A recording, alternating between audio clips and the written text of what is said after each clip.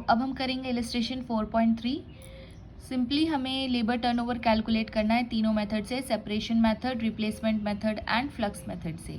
Question क्या बोलता है? Calculate labour turnover rate equivalent annual rates under different methods from the sample data, collected data from the sample. हमें number of workers 1 सितंबर को, यानी beginning of the period में दे रखे हैं 950, एंड ऑफ द पीरियड में दे रखे हैं 1050। ठीक है, हमें ये किस लिए दे रखे हैं? ओपनिंग और क्लोजिंग के एवरेज वर्कर्स निकालने के लिए। Number of workers left in the fact, left कितने हो गए? 10। Discharge in September 30, discharge means जो चले गए हैं। Number of workers recruited in September included 120 on account of factory expansion, 120 लोग हैं वो फैक्ट्री एक्सपेंशन के कारण नए रिक्रूट किए गए हैं, जो कि है 140 लोग।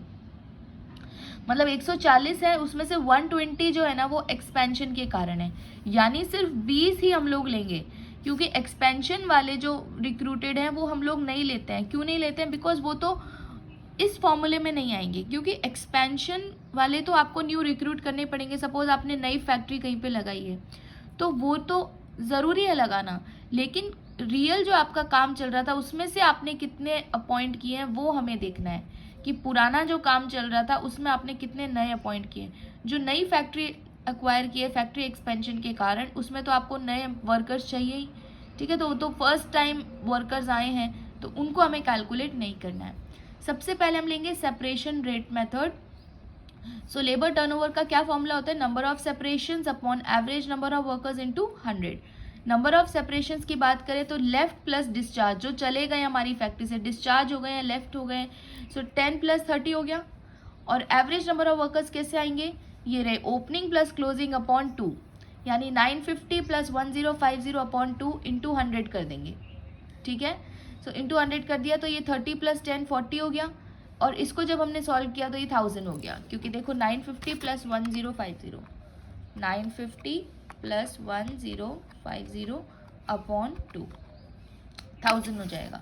यहाँ पे हमने 1000 लिख दिया। 40/1000 इंटू 100 कितना परसेंटेज आ गया? 4%। अगर हम इसका एनुअल टर्नओवर कैलकुलेट करेंगे एनुअल टर्नओवर कैसे आएगा? 30 से डिवाइड कर दो, क्योंकि ये पर मंथ का है ना, 30 डेज का है, सितंबर मंथ का है, और इसको हम 365 से कर देंगे तो ये ईयरली रेट आ जाएगी, पर ईयर की। रिप्लेसमेंट मेथड में क्या करना है? कितने लोग रिप्लेस हुए हैं। ठीक है, रिप्लेस हमें पता चल जाएगा। 140 जो है आपने नए रिक्रूट किए हैं, उसमें से 120 जो है वो फैक्ट्री एक्सपेंशन के कारण आए हैं, बाकी सब भी तो रिक्रूटेड है, नए रिक्रूटेड है, यानी रिप्लेस्ड है। रिप्लेस समझते हो? रिप्लेस मीन्स पुराने की जगह कितने नए आ गए हैं। ठीक है, तो हमने 140 से 120 माइनस किया, यानी 20 लोग जो है वो रियल में रिप्लेस हुए हैं, एक्चुअल नंबर्स, अपॉन आपने एवरेज किया इंटू 100 किया, 2% आ गया। सेम कॉन्सेप्ट अगर हमें इसे ईयरली कैलकुलेट करना है तो 2/30, क्योंकि सितंबर में 30 मंथ होते हैं, ये सितंबर मंथ का हम लोग कर रहे हैं, 30 मंथ होते हैं, ये 30 डेज का है, और हमें 365 डेज का कैलकुलेट करना है, तो इंटू कर देंगे 365, तो ये आ जाएगा ये रेट। फ्लक्स रेट मेथड में क्या करते हैं?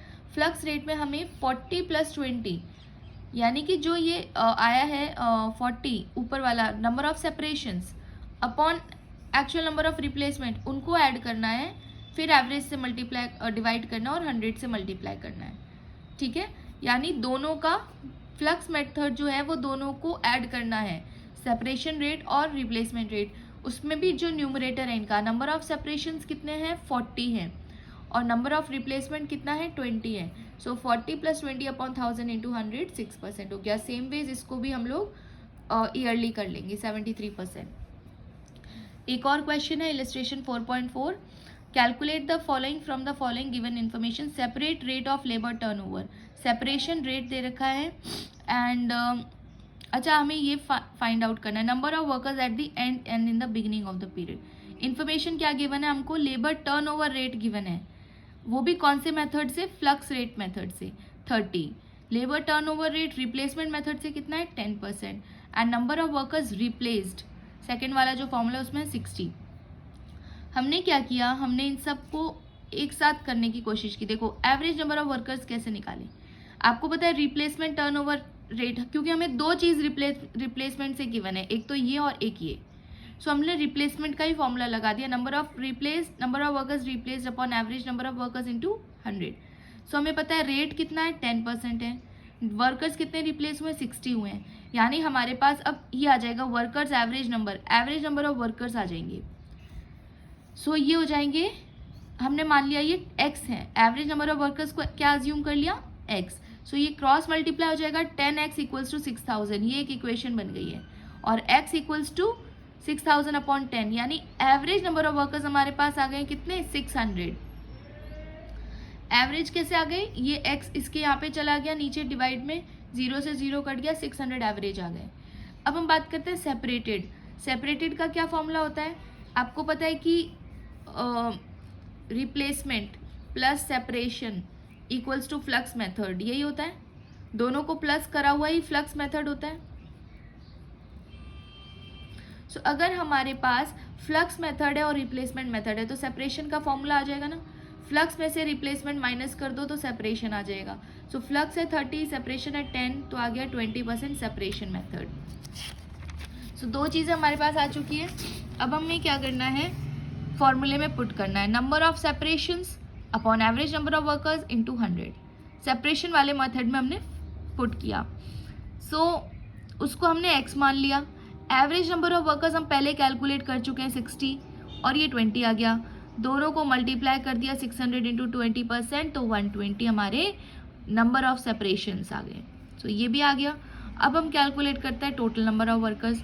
टोटल नंबर ऑफ वर्कर्स कैसे आते हैं, एवरेज इंटू 2, क्योंकि देखो हम लोग जब एवरेज कैलकुलेट करते हैं तो हम क्या करते हैं, टोटल अपॉन 2 करते हैं, टोटल अपॉन 2 करते हैं। सो अब हमें टोटल कैलकुलेट करना है तो एवरेज इंटू 2 कर देंगे ना, क्रॉस मल्टीप्लाई, इसलिए यहाँ पे 600 इंटू टोटल वर्कर्स आ गए 1200। अब आती है बेसिकली लीनियर इक्वेशन की बात। अब हम ये अज्यूम करते हैं कि बिगनिंग, हमें क्योंकि बिगनिंग और क्लोजिंग दोनों चाहिए, एवरेज तो हमारे पास है, बिगनिंग और क्लोजिंग दोनों चाहिए।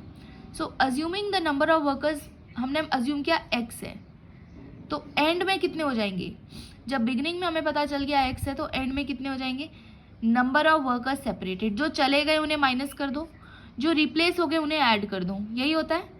फैक्ट्री में हमने सोचा कि हमारे पास शुरुआत में 100 एम्प्लॉयज़ थे, 100 में से जो चले गए हैं वो चले गए, मतलब माइनस हो जाएंगे सेपरेटेड, और जिन्होंने नया ज्वाइन किया है नंबर ऑफ वर्कर्स रिप्लेस वो हम ऐड कर देंगे, ये हमने इक्वेशन बना दी। सो बताइए हमने बिगनिंग में कितने माने थे, x minus number of workers separated कितने हो गए, 120 हो गए, 120 हो गए, क्योंकि ये रहे सेपरेटेड वाला। नंबर ऑफ वर्कर्स रिप्लेस कितने हो गए, 60 हो गए, ये हमने पीछे कैलकुलेट कर लिया है। सो इसको जब हमने सॉल्व किया, प्लस माइनस माइनस होता है, तो माइनस 120 हो गया, माइनस 60 हो गया, तो x इक्वल टू 60 वैल्यू आ गई, यानी बिगनिंग में इतने थे। तो बताइए बिगनिंग में आ गए आपके पास 60, एंड में आ सकते हैं, क्या करना है, इक्वेशन ही तो बनानी है। एवरेज का फॉर्मूला क्या होता है, बिगनिंग प्लस क्लोजिंग अपॉन 2, ठीक है, equals to average. Average given है हमारे पास, ठीक है, 600। अब हम क्या करेंगे, इसको इससे क्रॉस मल्टीप्लाई कर देंगे, और जैसे हम लोग लीनियर इक्वेशन सॉल्व करते हैं उस हिसाब से कर लेंगे, ठीक है। आपने इसको 600 को 2 से मल्टीप्लाई किया, 1200 आ गया, और ये हमने जब सॉल्व किया x प्लस एक्स 2x हो गया और माइनस 60 हो गया। सो ये इक्वेशन बन गई 2x माइनस 60 इक्वल टू 1200। अब ये 60 इधर चला जाएगा, माइनस में है तो प्लस का हो जाएगा, और ये 2 इसके नीचे चला जाएगा क्योंकि मल्टीप्लाई में x के साथ, तो डिवाइड में हो जाएगा। सो 1200 प्लस 60 अपॉन 2, सो इन दोनों को ऐड करेंगे 1260 अपॉन 2, सो आ जाएगा x 630। यानी कि ये थोड़ा बड़ा कैलकुलेशन हो सकता है बट इतना डिफिकल्ट नहीं है। तो वर्कर्स एट द एंड आ जाएंगे, टोटल नंबर ऑफ वर्कर्स कितने हैं 1200, बिगनिंग में कितने हैं 630, ठीक है। दो मेथड है, देखो 630 है, तो अब हमारे पास कितने आ गए एंड में 570 आ गए। सो बिगनिंग में हो गए 630, एंड में हो गए 570, क्योंकि आपने टोटल में से माइनस कर दिया इस वजह से। ऑलराइट, सो एक बार इस क्वेश्चन को खुद प्रैक्टिस करना।